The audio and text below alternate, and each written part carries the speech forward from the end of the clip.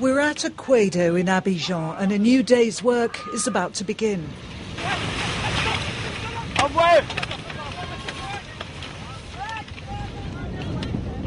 In one of the world's poorest countries, this is how many people earn their living, picking through the rubbish, looking for anything at all they can sell, even scraps of plastic. Thousands of people live and work around this site in Ivory Coast's largest city. And yet, this is where toxic waste from a rich Western company was illegally dumped. That's why they say around here that instead of bringing them wealth and opportunity, the company Trafigura brought them nothing but disaster.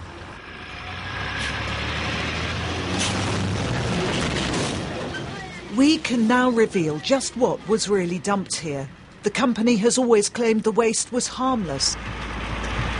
But our investigation shows that it was highly toxic, endangering the health of tens of thousands of people.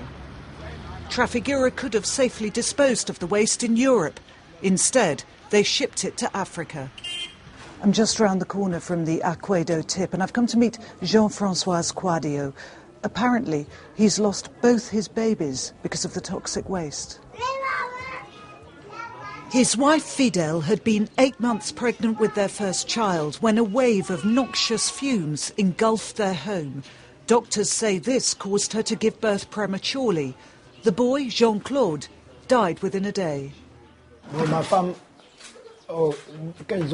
My wife, when they dumped the toxic waste, we went to the hospital in Toka and they asked us to get checked.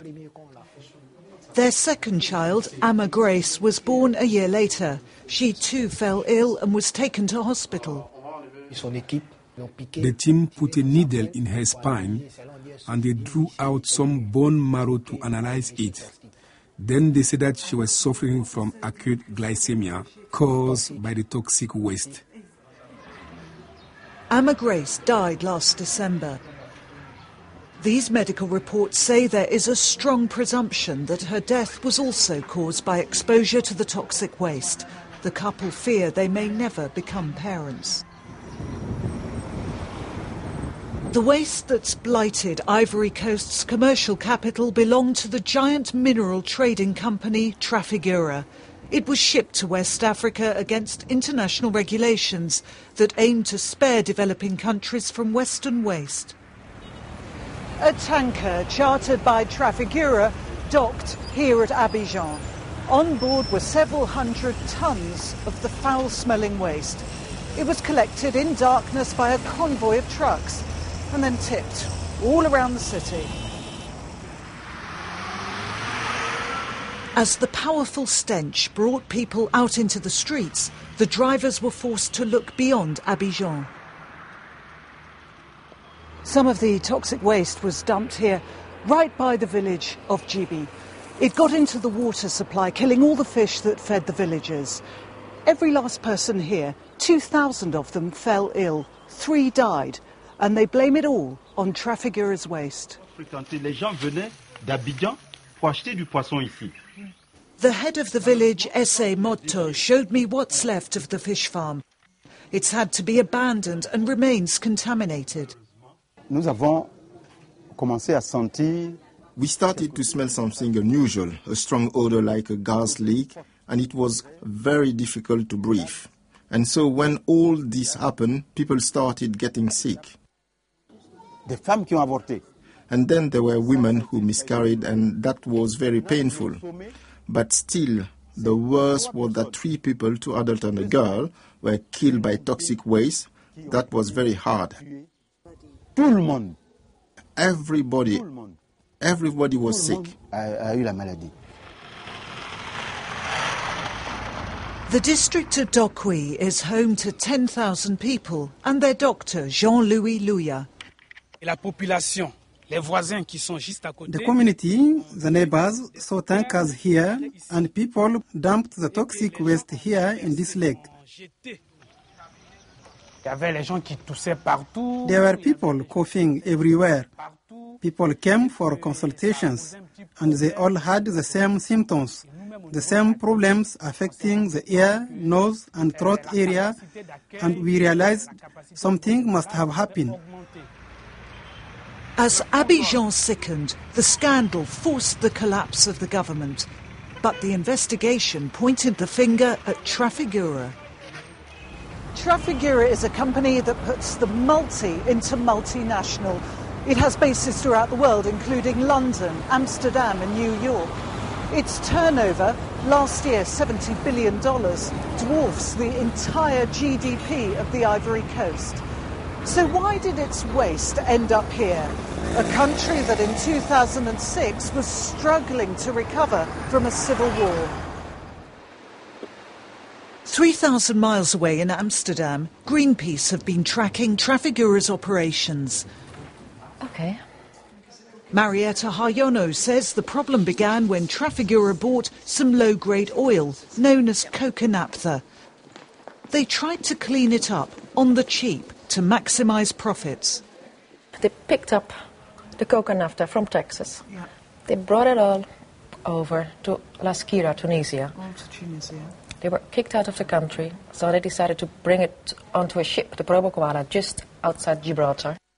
For 3 months, the Probo Koala was turned into a chemical factory.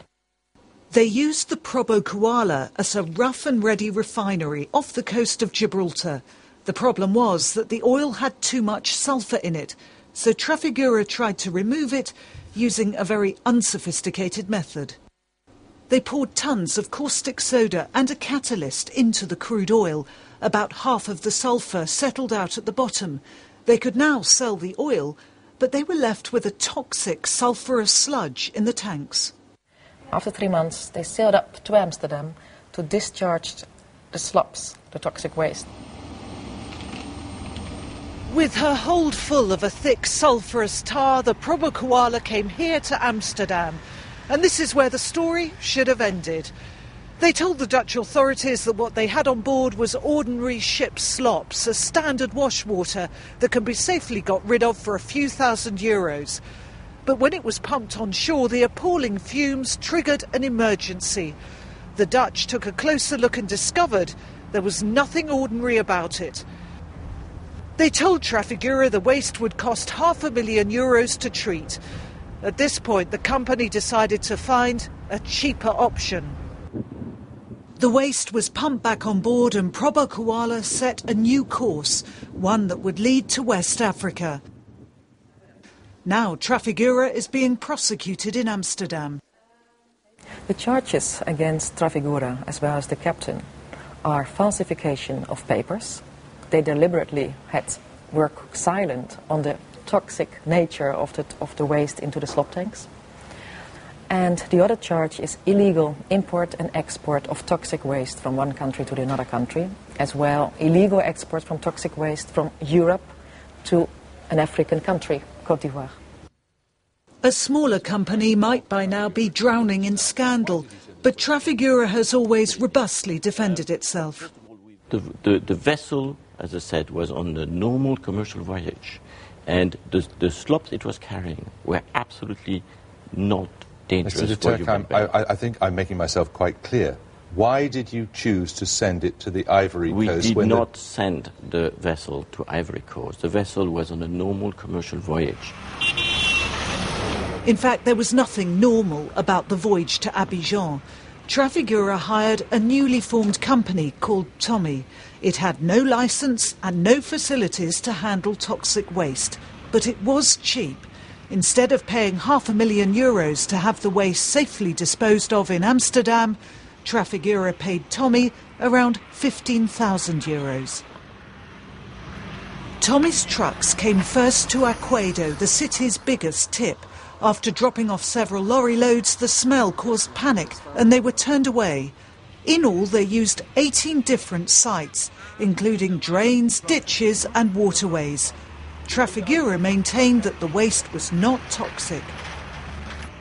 These materials were not dangerous for human beings. They were smelly, but not dangerous. In fact, it was both smelly and very dangerous. Newsnight has obtained documents which show just what it was the Probo Koala offloaded here. It's based on an analysis carried out by the Dutch authorities.